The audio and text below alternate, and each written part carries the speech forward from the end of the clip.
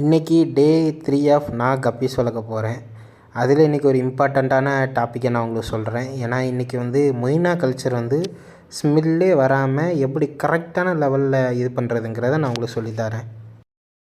இப்போ பார்த்தீங்கன்னா நான் மொய்னா கல்ச்சர் கிட்டே போயிட்டு லைட் அடித்து பார்ப்பேன். நைட்டு போல் தான் போகணும், ஓகேவா? நைட்டு போல் போனால் தான் எல்லா மொய்னா கல்ச்சருமே மேலே மிதக்கும். காலையில் போனீங்கன்னா எல்லாமே கீழே இருக்கும், கொஞ்சோண்டு தான் மேலே இருக்கும். பெருசாக இருக்கிறதும் மேலே இருக்குது, சிறுசாக இருக்கிறது கீழே இருக்கும். நீங்கள் நைட்டு போய்ட்டு இந்த மாதிரி ஒரு லைட் அடித்து பார்த்தீங்கன்னா தெரிஞ்சிடும் எவ்வளோ தூரம் அது கல்ச்சர் இருக்குங்கிறது, எவ்வளோ தூரம் இல்லைங்கிறது உங்களுக்கு தெரிஞ்சிடும். அதுக்கு ஏற்ற மாதிரி நான் சொல்கிறதெல்லாம் நீங்கள் யூஸ் பண்ணிங்கன்னா கரெக்டாக ஸ்மெல்லே வராது. ஏன்னா ஆல்ரெடி ஒரு ட்ரிப்பு சின்ன வயசில் இருக்கும்போது இந்த மாதிரி பண்ணேன்.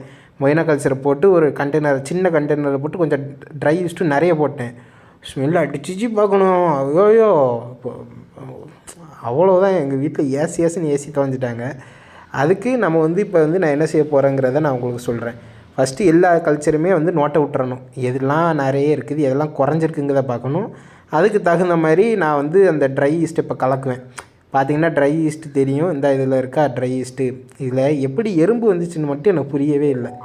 நான் இதை திருக்கி அடைச்சி தான் வச்சுருக்கேன். ஆனால் எப்படி எறும்பு உள்ளே ஏறிச்சின்னு தெரியல. எறும்பு உள்ளே போனாலும் ட்ரை ஈஸ்ட் நாள் டிலே ஆகும். அது ஒரு மாதிரி கெட்டு போக ஆரம்பிக்கும்.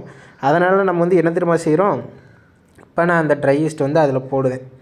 பேப்பரில் போட்டு ஏதாச்சும் ஒரு வாட்டர் பாட்டில் ஏதாச்சும் ஒரு பிளாஸ்டிக் வாட்டர் பாட்டிலில் போட்டுறணும். அதை கொஞ்சம் நான் எவ்வளோ எடுத்திருக்கேன்னு மட்டும் பாருங்கள். என்கிட்ட கிட்டத்தட்ட 1 2 3 4 கல்ச்சர் இருக்குது. 4 டப்பா இருக்கிறதுல எவ்வளோ கல்ச்சர் இருக்குங்கிறத ஃபஸ்ட்டு நான் மெயினாக நோட்டீஸ் பண்ணிட்டேன். அதுக்கடுத்து அதை எவ்வளோ தூரம் நான் எவ்வளோ தேவைப்படுதுங்கிற அளவுக்கு நான் இப்போ போட்டுட்டு அந்த ஒரு டப்பாவில் போட்டு நான் இப்போ குளுக்க ஆரம்பிச்சிடுவேன். டப்பாவில் போட்டு குளுக்குனா மட்டும்தான் நம்ம அதை யூனிஃபார்மாக கரைய வைக்க முடியும். மற்றவங்கள மாதிரி உள்ளே எதுவும் குச்சியை விட்டு கலக்கலோ அப்படி எதுவுமே பண்ணாதீங்க. நான் இந்த மெத்தடை தான் யூஸ் பண்ணுறேன். டப்பாவில் போட்டு நல்லா குளுக்குன்னு குலுக்கி எடுத்துட்டோம்னா மட்டும்தான் அது யூனிஃபார்மாக கரைஞ்சிருக்கும். யூனிஃபார்மாக கரைஞ்சது இப்போ ஃபஸ்ட்டு அதை கீழே லைட்டாக வச்சிடணும். வச்சுட்டு இப்போ நான் அது கீழே வச்சுருவேன். கொஞ்சம் வச்சிட்டிங்கன்னா அந்த ரொம்ப ஹார்டாக இருக்கிறது கீழே தேங்கியிருக்கும். அப்புறம் நம்ம எடுத்து இதுக்கு ஃபீட் பண்ணுறோம். இப்போ மொய்னா இப்போ நான் ஊற்றிட்டு உங்களுக்கு அடுத்த வீடியோ காட்டுறேன். இந்த வீடியோவில் நான் மொய்னாவை ஊற்றிட்டு பார்த்தீங்கன்னா அந்த எல்லாமே சேர்ந்துருச்சா. எங்கே அந்த ட்ரை ஈஸ்ட் இருக்குதோ நிறைய இருக்குதோ அந்த இடத்துல எல்லாமே குமிஞ்சிரும்.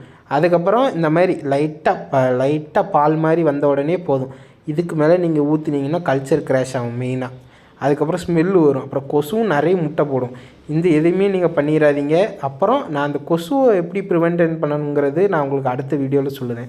இப்படி பண்ணிங்கன்னா மட்டும்தான் மொய்னா கல்ச்சர் கிராஷ் ஆகாது. ப்ளஸ் நீங்களும் அப்பப்போ நோட்டீஸ் பண்ணணும்.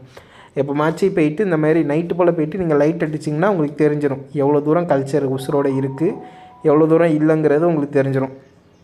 மெயினாக என்னதுன்னா நம்ம இது பண்ணுறோம், அது பேர் என்னது, அதை பார்த்தா மட்டும்தான் நம்மளுக்கு புரியும் அந்த கல்ச்சர் எவ்வளோ தூரம் எவ்வளோ மேயுதுங்கிறத பொறுத்து தான் நம்ம அது கிராஷ் ஆக போகுதா இல்லை ஆகுமாங்கிறத நம்ம கெஸ் பண்ண முடியும்.